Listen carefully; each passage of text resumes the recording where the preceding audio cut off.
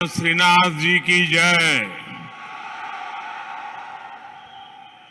राजस्थान के गवर्नर श्री कलराज मिश्रा जी,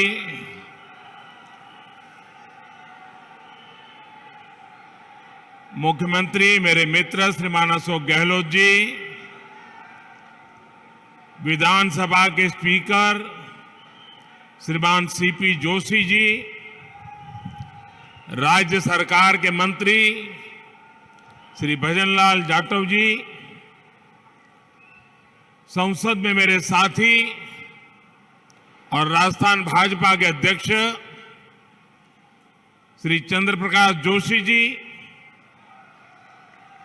संसद में सारे साथी बहन दिया कुमार जी,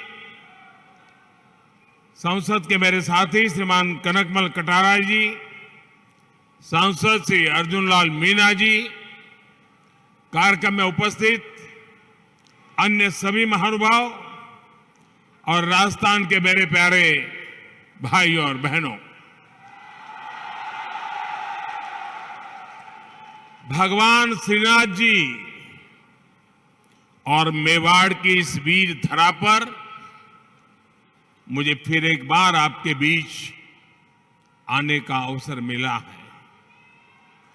यहां आने से पहले मुझे भगवान श्रीनाथ जी के दर्शन का सौभाग्य मिला। मैंने श्रीनाथ जी से आजादी के इस अमृत काल में विकसित भारत के संकल्पों की सिद्धि के लिए आशीर्वाद मांगा है। साथियों, आज यहां राजस्थान के विकास से जुड़े 5,000 करोड़ रुपए से अधिक के प्रोजेक्ट का शिलान्यास और लोकार्पण हुआ है। ये प्रोजेक्ट्स राजस्थान की कनेक्टिविटी को नई ऊंचाई पर ले जाएंगे। उदयपुर और शामळाजी के बीच नेशनल हाईवे 8 के 6 लेन होने से उदयपुर, डूंगरपुर और बांसवाड़ा क्षेत्रों को बहुत फायदा होगा। इससे शामळाजी और काया के बीच की दूरी कम हो जाएगी। बिलाड़ा और जोधपुर सेक्शन के निर्माण से जोधपुर और बॉर्डर एरिया तक पहुंच बहुत ही सुलभ होगी। इसका एक बड़ा फायदा यह भी होगा कि जयपुर से जोधपुर की दूरी भी 3 घंटे कम हो जाएगी। चार भुजा और निचली ओड़न के प्रोजेक्ट से world heritage site Kumbhalgarh, Haldi Ghati और श्रीनाथ जी के दर्शन करना बहुत ही आसान हो जाएगा। श्री नाथद्वारा से देवगढ़ मदारिया की रेलवे लाइन मेवाड़ से मारवाड़ को जोड़ेगी। इससे मार्बल, ग्रेनाइट और माइनिंग इंडस्ट्री को और व्यापारियों को बहुत मदद मिलेगी। मैं सभी राजस्थान वासियों को इन विकास कार्यों के लिए बहुत बहुत बधाई देता हूं। भाइयों और बहनों, भारत सरकार राज्य के विकास से देश के विकास के मंत्र पर विश्वास करती है। राजस्थान देश के सबसे बड़े राज्यों में से एक है। राजस्थान भारत के शौर्य, भारत की धरोहर, भारत की संस्कृति का वाहक है। राजस्थान जितना विकसित होगा उतना ही भारत के विकास को भी गति मिलेगी। और इसलिए हमारी सरकार राजस्थान में आधुनिक इंफ्रास्ट्रक्चर पर सबसे अधिक बल दे रही है। और जब मैं आधुनिक इंफ्रास्ट्रक्चर की बात करता हूं तो इसका मतलब सिर्फ रेल और रोड ही नहीं होता। आधुनिक इंफ्रास्ट्रक्चर शहरों और गांवों में कनेक्टिविटी बढ़ाता है, दूरी कम करता है। आधुनिक इंफ्रास्ट्रक्चर समाज में सुविधाएं बढ़ाता है, समाज को जोड़ता है। आधुनिक इंफ्रास्ट्रक्चर डिजिटल सुविधाओं को बढ़ाता है, लोगों का जीवन आसान बनाता है। आधुनिक इंफ्रास्ट्रक्चर विरासत को बढ़ावा देने के साथ ही विकास को भी गति देता है। जब हम आने वाले 25 साल में विकसित भारत के संकल्प की बात करते हैं तो उसके मूल में यही इंफ्रास्ट्रक्चर एक नई ताकत बनकर के उभर रहा है। आज देश में हर तरह के इंफ्रास्ट्रक्चर पर अभूतपूर्व निवेश हो रहा है, अभूतपूर्व गति से काम चल रहा है। रेलवे हो, हाईवे हो, एयरपोर्ट हो, हर क्षेत्र में भारत सरकार हजारों करोड़ रुपए निवेश कर रही है। इस साल के बजट में भी भारत सरकार ने इंफ्रास्ट्रक्चर पर 10 लाख करोड़ रुपए खर्च करना तय किया है। साथियों, जब इंफ्रास्ट्रक्चर पर इतना निवेश होता है तो इसका सीधा प्रभाव उस क्षेत्र के विकास पर होता है, उस क्षेत्र में रोजगार के अवसरों पर होता है। जब नई सड़कें बनती हैं, नई रेल लाइनें बनती हैं, जब गांव में पीएम आवास योजना के करोड़ों घर बनते हैं, करोड़ों शौचालय बनते हैं, जब गांव में लाखों किलोमीटर ऑप्टिकल फाइबर बिछता है, हर घर जल इसके लिए पाइप बिछाया जाता है, तो इसका लाभ जो स्थानीय छोटे मोटे व्यापारी होती हैं, जो इस प्रकार की चीजों को सप्लाई करते हैं, उन छोटे मोटे दुकानदारों को भी, उस इलाके के श्रमिकों को भी इसके कारण बहुत लाभ मिलता है। भारत सरकार की इन योजनाओं ने अर्थव्यवस्था को एक नई गति दी है। लेकिन साथियों, हमारे देश में कुछ लोग ऐसी विकृत विचारधारा के शिकार हो चुके हैं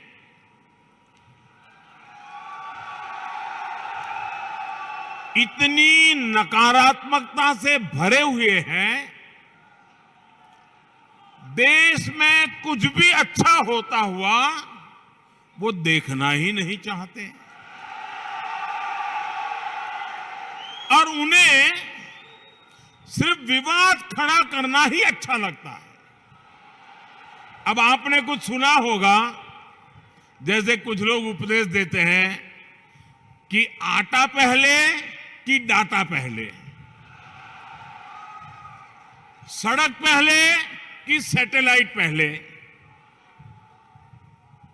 लेकिन इतिहास गवाह है कि स्थायी विकास के लिए, तेज विकास के लिए मूल व्यवस्थाओं के साथ ही आधुनिक इंफ्रा बनाना भी जरूरी होता है। जो लोग कदम कदम पर हर चीज वोट के तराजू से तोलते हैं, वो कभी देश के भविष्य को ध्यान में रखकर योजना नहीं बना पाते। हम कई बार देखते हैं गांव में पानी की टंकी बनी, लेकिन वो 4-5 साल में ही छोटी पड़ जाती है। कितनी सड़कें या फ्लाईओवर ऐसे होते हैं जो 4-5 साल में अपर्याप्त लगने लगते हैं। हमारे देश में इसी सोच की वजह से इंफ्रास्ट्रक्चर के निर्माण को प्राथमिकता नहीं दी गई। इसका बहुत नुकसान देश ने उठाया है। अगर पहले ही मान लीजिए पर्याप्त संख्या में मेडिकल कॉलेज बन गए होते तो पहले देश में डॉक्टरों की इतनी कमी नहीं होती। अगर पहले ही रेलवे लाइनों का बिजलीकरण हो गया होता तो आज हजारों करोड़ रुपए खर्च करके ये काम करने की जरूरत नहीं रहती। अगर पहले ही हर घर तक नल से जल आने लगता तो आज 3.5 लाख करोड़ रुपए लगाकर जल जीवन मिशन नहीं शुरू करना पड़ता। नकारात्मकता से भरे हुए लोगों में ना दूरदृष्टि होती है और ना ही वो राजनीतिक स्वार्थ से ऊपर उठकर कुछ सोच पाते हैं। आप सोचिए, अगर नाथ द्वारा की जीवन रेखा कहे जाने वाले नंद समंद बांध या कांटोल बांध नहीं बने होते तो क्या होता। और हम तो राजस्थान और गुजरात के लोगों के जुबान पे लाखा बंजारा का नाम बार बार आता है। हम लाखा बंजारा की चर्चा करते हैं। पानी के लिए लाखा बंजारा ने अपना जीवन खपा दिया था। हालत यह है कि अगर पानी के लिए इतना काम करने वाले और जिनकी चारों पर बावड़ी किसने बनाई तो बोले लाखा बंजारा, वहां तालाब किसने बनाया तो बोले लाखा बंजारा। ये गुजरात में भी बोला जाता है, राजस्थान में बोला जाता है। मतलब हर एक को लगता है भाई पानी की समस्या का समाधान कोई करता था तो लाखा बंजारा करता था। लेकिन आज हालत यही है कि यही लाखा बंजारा चुनाव में खड़ा हो जाए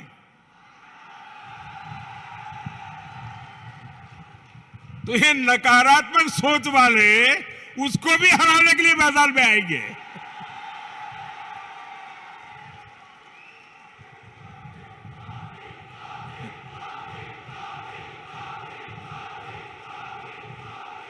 उसके लिए भी पॉलिटिकल पार्टियों का जमघट इकट्ठा करेंगे। साथियों, दूरदृष्टि के साथ इंफ्रास्ट्रक्चर नहीं बनाने का नुकसान राजस्थान ने भी बहुत उठाया है। इस मरुभूमि में कनेक्टिविटी के अभाव में आना जाना कितना मुश्किल होता था ये आप भली भांति जानते हैं। और ये मुश्किल सिर्फ आने जाने तक सीमित नहीं थी, बल्कि इससे खेती, किसानी, व्यापार, कारोबार सब कुछ मुश्किल था। आप देखिए, प्रधानमंत्री ग्रामीण सड़क योजना साल 2000 में अटल जी की सरकार ने शुरू की थी। इसके बाद 2014 तक लगभग 3,80,000 किलोमीटर ग्रामीण सड़कें बनाई गई। बावजूद उसके देश के लाखों गांव ऐसे थे जहां सड़क संपर्क से कटे हुए थे। 2014 में हमने संकल्प लिया कि हर गांव तक पक्की सड़कें पहुंचाकर रहेंगे। पिछले 9 वर्ष में ही हमने लगभग 3.5 लाख किलोमीटर 9 वर्ष में 3.5 लाख किलोमीटर नई सड़कें गांवों में बनाई। इनमें से 70,000 किलोमीटर से अधिक सड़कें यहां अपने इस राजस्थान के गांवों में बनी है। अब देश के ज्यादातर गांव पक्की सड़कों से जड़ चुके हैं। आप कल्पना करिए, अगर यही काम पहले हो गया होता तो गांव कस्बों में रहने वाले हमारे भाइयों बहनों को कितनी आसानी हो गई होती। साथियों, भारत सरकार आज गांवों तक सड़क पहुंचाने के साथ ही शहरों को भी आधुनिक हाईवे से जोड़ने में जुटी है। 2014 से पहले देश में जिस गति से नेशनल हाईवे का निर्माण हो रहा था, अब उससे 2 गुनी तेजी से, डबल स्पीड से काम किया जा रहा है। इसका भी लाभ राजस्थान के अनेक जिलों को मिला है। कुछ समय पहले ही मैंने दौसा में दिल्ली मुंबई एक्सप्रेस वे, उसके एक प्रमुख सेक्शन का लोकार्पण किया है। भाई और बहनों, आज भारत का समाज आकांक्षी समाज है, एस्पिरेशनल सोसाइटी है। आज 21वीं सदी के इस दशक में लोग कम समय में ज्यादा से ज्यादा दूर तक पहुंचना चाहते हैं, ज्यादा से ज्यादा सुविधाएं चाहते हैं। सरकार में होने के नाते ये हम सभी का दायित्व है कि भारत के लोगों की इस आकांक्षा को, राजस्थान के लोगों की इस आकांक्षा को हम सब मिलकर के पूरा करें। हम सब जानते हैं कि सड़क के साथ ही कहीं जल्दी आने जाने के लिए रेलवे कितनी जरूरी होती है। आज भी गरीब या मध्यम वर्ग को सपरिवार कहीं जाना है तो उसकी पहली पसंद रेल ही होती है। इसलिए आज भारत सरकार अपने दशकों पुराने रेल नेटवर्क को सुधार रही है, आधुनिक बना रही है। आधुनिक ट्रेनें हो, आधुनिक रेलवे स्टेशन हो, आधुनिक रेलवे ट्रैक्स हो, हम हर स्तर पर एक साथ चारों दिशाओं में काम कर रहे हैं। आज राजस्थान को भी उसकी पहली वंदे भारत एक्सप्रेस मिल चुकी है। यहां मावली मारवाड़ गेज परिवर्तन की मांग भी तो कब से चल रही थी, ये पूरी हो रही है। इसी तरह अहमदाबाद उदयपुर के बीच पूरे रूट को ब्रॉडगेज में बदलने का काम भी कुछ महीने पहले पूरा हुआ है। इस नए रूट पर जो ट्रेन चल रही है उसका बहुत लाभ उदयपुर और आसपास के लोगों को हो रहा है।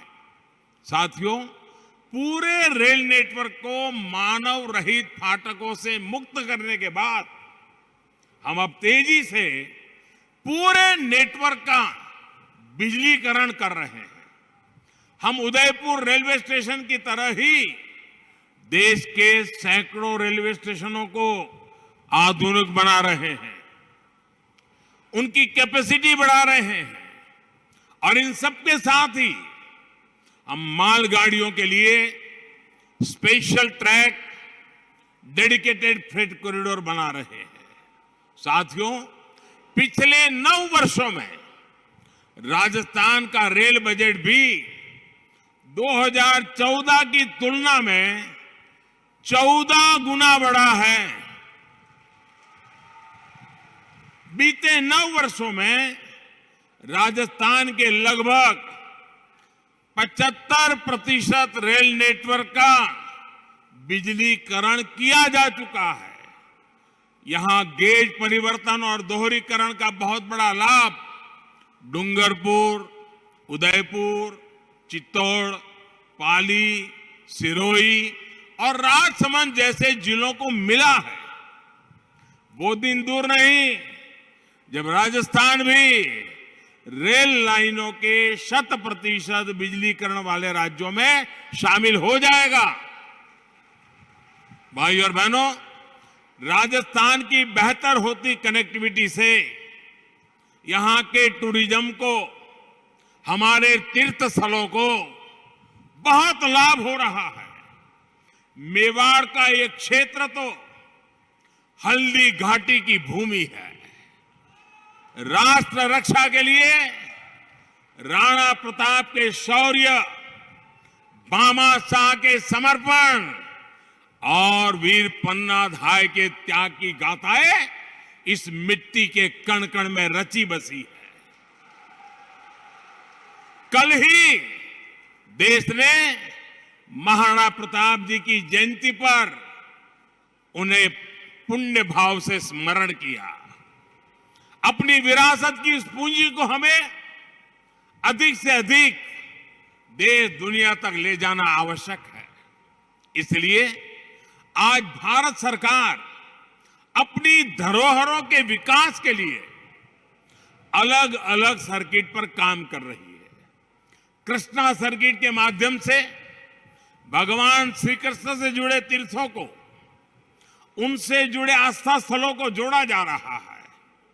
यहां राजस्थान में भी गोविंद देव जी, खाटू श्याम जी और श्रीनाथ जी के दर्शनों को आसान बनाने के लिए कृष्ण सर्किट का विकास किया जा रहा है।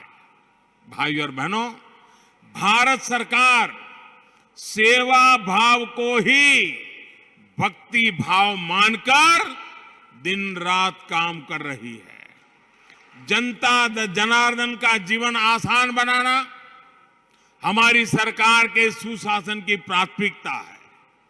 हर नागरिक के जीवन में सुख, सुविधा और सुरक्षा को कैसे विस्तार हो, इसके लिए निरंतर काम चल रहा है। श्रीनाथ जी का आशीर्वाद हम सभी पर बना रहे, इसी कामना के साथ आप सभी को विकास कार्यों की फिर से एक बार बहुत बहुत बधाई देता हूं।